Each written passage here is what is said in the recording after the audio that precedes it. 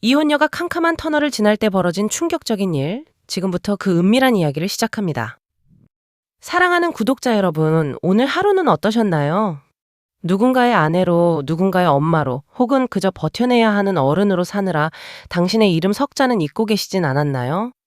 계절이 바뀌어 낙엽이 져도 우리네 마음속에는 여전히 붉은 꽃 한 송이 피우고 싶은 욕망이 꿈틀거립니다. 그것이 비록 세상이 손가락질하는 금기의 꽃이라 할지라도 말이죠. 오늘 들려드릴 이야기는 56세의 한 여성 구독자분이 보내주신 아주 특별하고도 은밀한 사연입니다.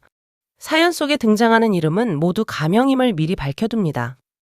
사연자분께서는 이렇게 말씀하셨어요. 그날 그 버스에 오르지 않았더라면 저는 아직도 회색빛 독방에 갇혀 있었을 겁니다. 그녀의 고백은 떨리고 있었지만 그 끝에는 확신에 찬 열기가 느껴졌습니다. 도덕과 본능, 그 아슬아슬한 경계선 위에서 피어난 중년의 불꽃. 자, 주변을 조용히 하시고 이어폰을 깊숙이 꽂아주세요.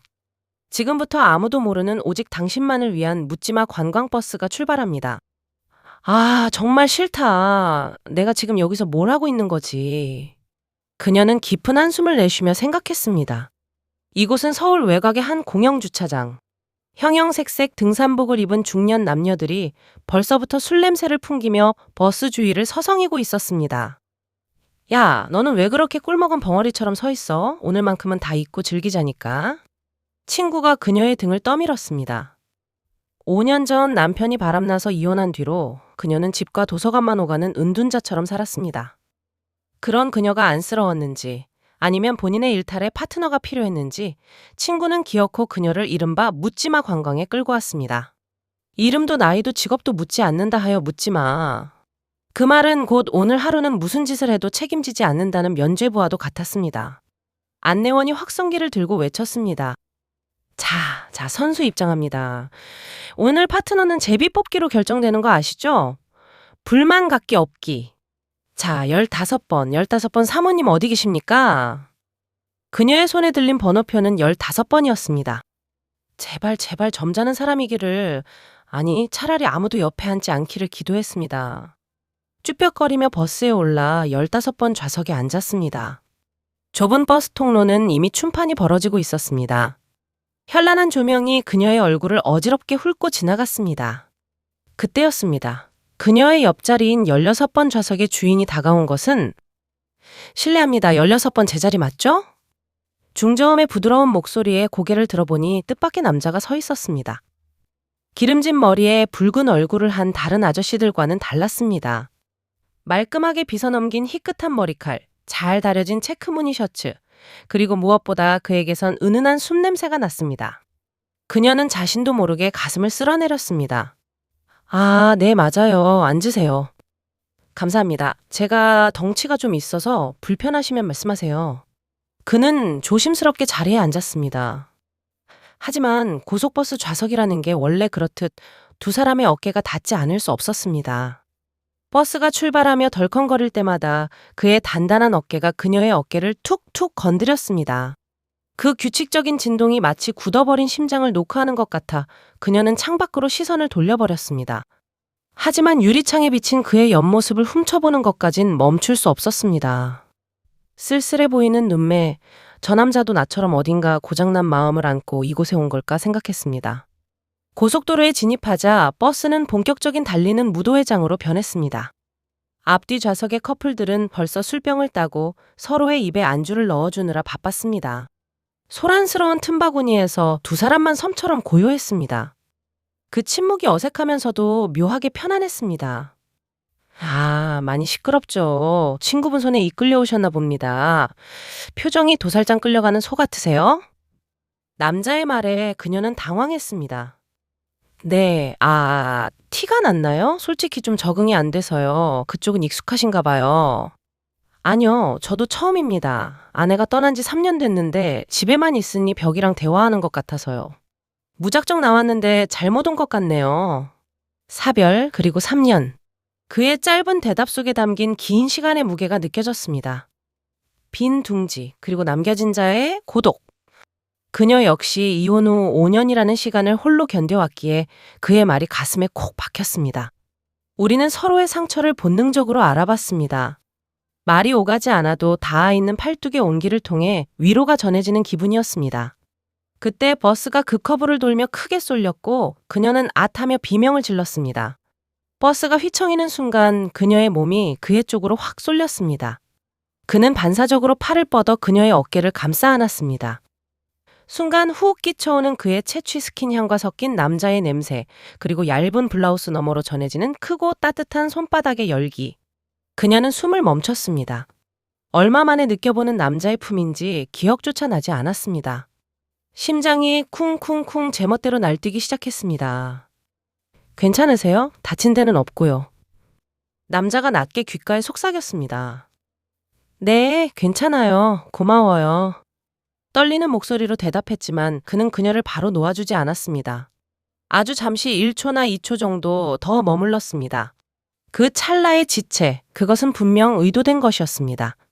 그의 손가락이 그녀의 팔뚝을 아주 살짝 움켜쥐었다 놓는 것을 그녀는 분명히 느꼈으니까요. 휴게소를 지나 도착한 곳은 어느 한적한 산사 입구의 숲길이었습니다. 자유시간 1시간 파트너와 좋은 시간 보내세요. 가이드의 외침과 함께 사람들은 뿔뿔이 흩어졌고 두 사람은 자연스럽게 인적 드문 오솔길로 접어들었습니다. 단풍이 붉게 물든 가을산 중년의 사랑은 흩날리는 낙엽만 봐도 마음이 내려앉는다고 했던가요? 두 사람 사이의 공기는 버스 안보다 훨씬 더 팽팽했습니다. 공기가 좋네요. 함께 걸으니 더 좋은 것 같습니다. 어머, 말씀도 참 과찬이세요. 그의 칭찬에 얼굴이 달아올랐습니다. 소녀처럼 수줍어하는 자신의 모습이 낯설었습니다. 두 사람은 말없이 걸었습니다. 바스락거리는 낙엽 밟는 소리만이 그들 사이를 채웠습니다. 그때 젖은 낙엽을 밟은 그녀의 발이 미끄러졌습니다. 위험해요. 남자가 번개처럼 손을 뻗어 그녀의 허리를 낚아챘습니다. 그녀는 그대로 그의 품에 안기듯 부딪혔습니다. 서로의 가슴이 맞닿고 거친 숨소리가 서로의 얼굴에 흩뿌려졌습니다. 그의 눈동자가 흔들리고 있었습니다. 그것은 걱정이 아니었습니다.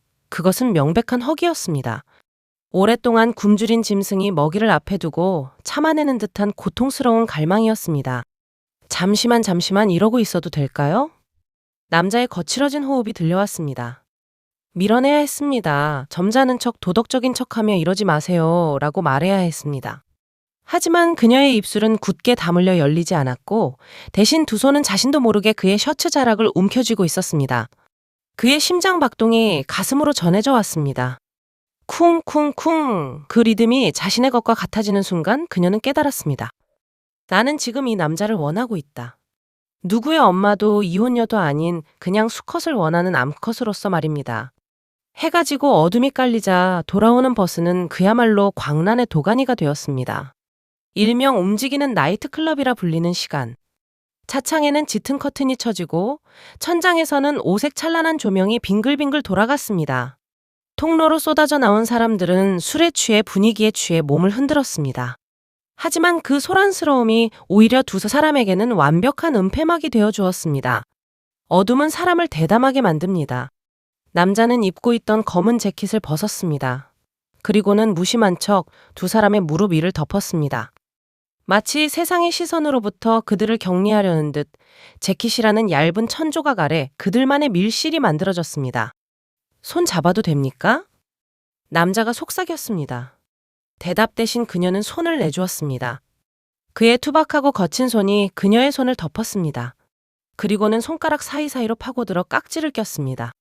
손바닥에 배어난 땀 때문에 축축했지만 그 끈적임조차 관능적으로 느껴졌습니다. 그의 엄지손가락이 그녀의 손등을 부드럽게 쓰다듬었습니다. 그 단순한 반복 행위가 찌릿한 전기가 되어 온몸을 관통했습니다. 그의 손은 거기서 멈추지 않았습니다. 재킷의 보호를 받으며 그의 다른 한 손이 그녀의 허벅지 위로 올라왔습니다. 흠칫 몸을 떨었지만 피하지 않았습니다. 그의 손길은 조심스러우면서도 집요했습니다. 무릎에서 조금씩 아주 조금씩 위로 올라오는 그 손길에 그녀의 이성은 하얗게 불타버렸습니다. 앞자리에는 다른 승객이 앉아 있고 바로 옆 통로에는 사람들이 춤을 추고 있는데 이 위험한 상황이 주는 스릴이 그녀를 미치게 만들었습니다. 그래, 오늘 하루뿐이야. 오늘만 나쁜 년이 되자. 내일이면 다시 시들시들한 할머니로 돌아갈 테니까. 그녀는 속으로 되뇌었습니다. 버스가 거대한 짐승의 아가리처럼 입을 벌린 긴 터널 속으로 빨려 들어가는 순간이었습니다. 우웅 하는 육중한 풍절음이 귀를 먹먹하게 채우고 차 안을 비추던 미약한 조명마저 완전히 꺼졌습니다. 세상은 순식간에 칠흑 같은 어둠 속에 잠겼습니다. 바로 그 찰나였습니다. 제 옆자리에 앉아 거친 숨만 몰아쉬던 그 남자가 마치 이 순간만을 벼르고 있었다는 듯 억눌러 왔던 이성의 끈을 툭 하고 끊어버렸습니다. 어머 하고 제가 짧은 비명을 채 삼키기도 전에 남자의 단단하고 뜨거운 상체가 저를 향해 무너지듯 덮쳐왔습니다. 무릎 위를 덮고 있던 검은 재킷이 바닥으로 스르르 미끄러져 떨어졌지만 그걸 신경 쓸 겨를 따위는 없었습니다. 그의 뜨겁고 축축한 입술이 제 입술을 집어삼킬 듯이 파고들었습니다.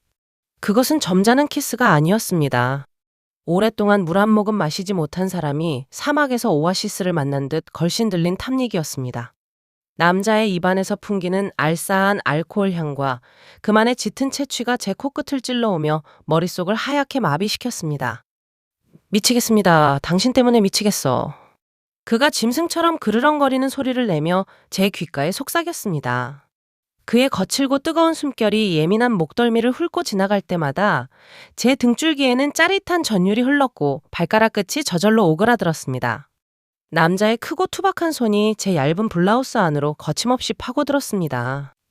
5년 동안 그 누구의 손길도 닿지 않아 메말라 버렸던 제 몸의 감각들이 비명을 지르며 깨어났습니다. 거친 손바닥이 부드러운 살결을 훑고 지나갈 때마다 일어나는 마찰열이 온몸을 불태울 듯 뜨거웠습니다. 저는 입 밖으로 새어나오려는 나쁘끄러운 신음소리를 참기 위해 그의 단단한 어깨를 꽉 깨물었습니다. 하지만 그 통증조차 쾌락의 일부인 양 그는 더 깊게, 더 집요하게 저를 파고들었습니다.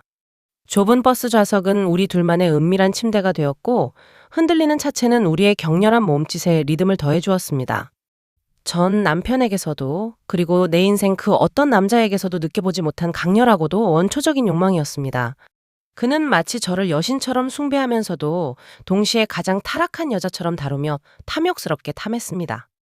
얇은 치마 아래로 그의 손이 묵직하게 들어왔을 때 저는 더 이상 도덕이나 체면 따위를 생각할 수 없었습니다. 그저 이 남자의 열기 속에서 타 죽어도 좋다는 생각뿐이었습니다. 당신이 내 인생의 마지막 장면이야. 그가 드라마 대사처럼 속삭였던가요? 아니, 그것은 귀로 들은 말이 아니라 서로의 살이 부딪히며 만들어낸 몸의 대화였습니다. 끝이 보이지 않는 터널 안에서의 그 3분 남짓한 시간, 그것은 제 56년 인생에서 가장 길고도 짧은 영원 같은 찰나였습니다. 우리는 서로 엉겨붙어 서로의 체온을 확인하고 타액을 섞으며 살아있음을 확인했습니다. 화병으로 꽉 막혀 썩어가던 가슴 한가운데가 뻥 뚫리는 듯한 폭발적인 해방감. 저는 그 짙은 어둠 속에서 비로소 제가 여자로서 살아 숨쉬고 있음을 느꼈습니다. 긴 터널을 빠져나온 버스가 다시 도시의 현란한 불빛 속으로 돌아왔을 때 세상은 아무 일도 없었다는 듯 시치미를 떼고 있었습니다. 하지만 우리 두 사람만은 달랐습니다. 흐트러진 머리카락과 구겨진 옷매무새를 황급히 다듬고 창밖을 바라보며 짐짓 아무 일도 없었던 것처럼 앉아 있었지만 서로의 뺨은 터질 듯 붉게 상기되어 있었습니다. 그리고 맞잡은 두 손은 절대 놓지 않았습니다. 깍지 낀 손바닥 사이로 배어나오는 땀과 열기가 방금 전 우리가 나눴던 그 뜨거운 행위가 꿈이 아니었음을 증명하고 있었습니다. 아직도 제 몸 곳곳에는 그의 손길이 닿았던 자리가 화상 입은 것처럼 화끈거리고 있었습니다. 목적지에 도착해 버스가 멈추고 이제는 헤어져야 할 시간이 다가왔습니다. 아쉬움에 발걸음이 떨어지지 않았습니다. 차마 떨어지지 않는 입술을 깨물며 작별 인사를 하려던 찰나 남자가 제 손바닥에 꼬깃꼬깃 접은 쪽지 하나를 쥐어주었습니다. 오늘 제 생애 최고의 날이었습니다. 연락 기다려도 되겠습니까? 그의 목소리는 물기 어린 듯 떨리고 있었습니다. 집으로 돌아와 식탁 조명 아래서 펴본 쪽지에는 투박하고 삐뚤빼뚤한 글씨체로 그의 전화번호가 적혀 있었습니다. 저는 화장대 거울 앞에 앉아 제 얼굴을 한참이나 들여다보았습니다. 그곳엔 삶에 지쳐 쭈글쭈글하고 초라해진 이혼녀 최미연은 없었습니다. 대신 사랑받고 난 여자의 발그레한 홍조를 띤 낯설지만 아름다운 한 여자가 서 있었습니다. 그날 이후 우리는 남들 몰래 주말마다 만나는 연인이 되었습니다. 평일에는 각자의 자리에서 평범한 일상을 보내다가 금요일 저녁이 되면 심장이 터질 듯 설레는 마음으로 서로를 향해 달려갑니다. 남들 눈에는 주책맞은 노년의 연애 혹은 손가락질 받을 불륜처럼 보일지도 모릅니다. 아니, 어쩌면 비난받아 마땅할지도 모릅니다. 하지만 우리는 압니다. 이것이 고단했던 우리네 삶이 마지막으로 베풀어준 보너스 같은 선물이라는 것을 말입니다. 이미 죽어버린 줄 알았던 고목나무에도 촉촉한 비가 내리면 다시 연두색 싹이 틉니다. 제 건조했던 인생에 내린 늦가을의 비 같은 그 남자를 저는 이제 온몸으로 사랑하기로 했습니다. 누군가는 그들의 만남을 묻지마 관광의 폐해라고 비난할지도 모릅니다. 하지만 벼랑 끝 같은 외로움 속에서 서로를 알아보고 구원한 두 사람에게 감히 누가 돌을 던질 수 있을까요? 사랑에는 정년이 없습니다. 단지 표현하는 방식이 조금 더 깊고 조금 더 절박해질 뿐이죠.